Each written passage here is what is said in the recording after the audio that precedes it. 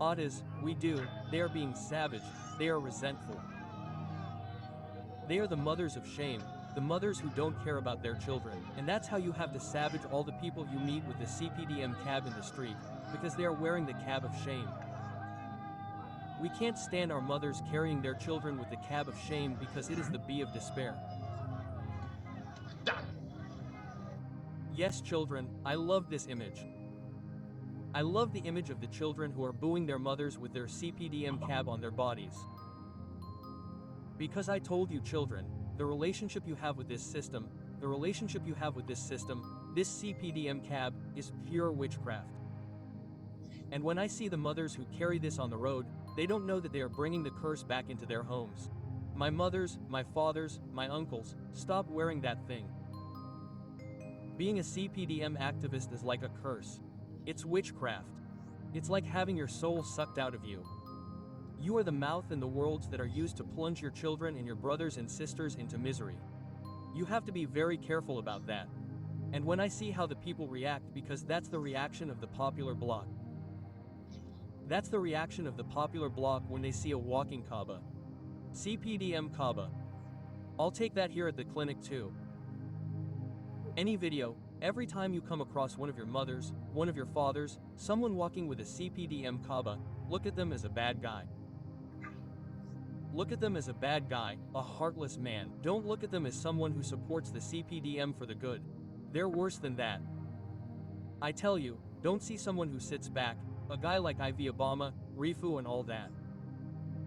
They are heartless people with a dry heart who can see their brothers and sisters suffering, but as long as they have a seed in their mouth, all their brothers and sisters can suffer. It's not their problem, they are sacrificers. I tell you, and I won't repeat it to you, children, this is not about political parties, it's about wickedness.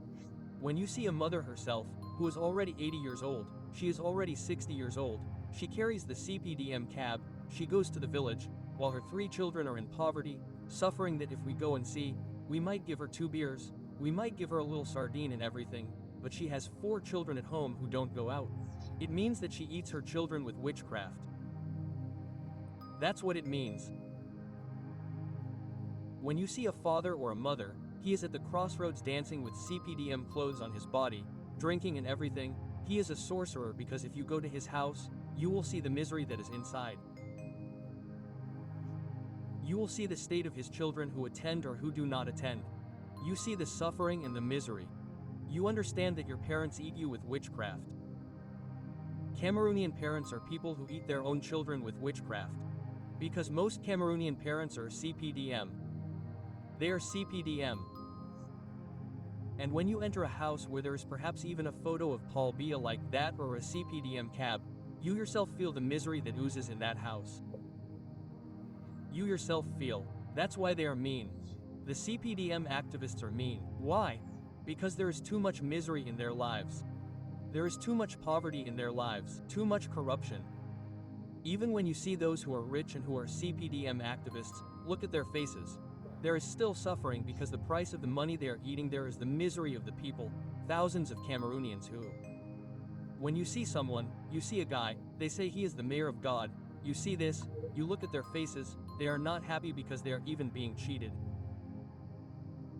Even the mullah that they are cheating on, they are people who are the prize of wealth, the prize of wealth, the prize of first place, the prize of the mayoralty. It is the breaking of the ball, that is to say that it is the spiritual aspiration. Everything has a price.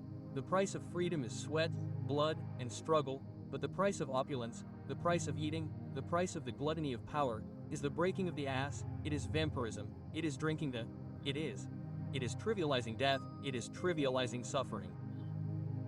That is the price he pays.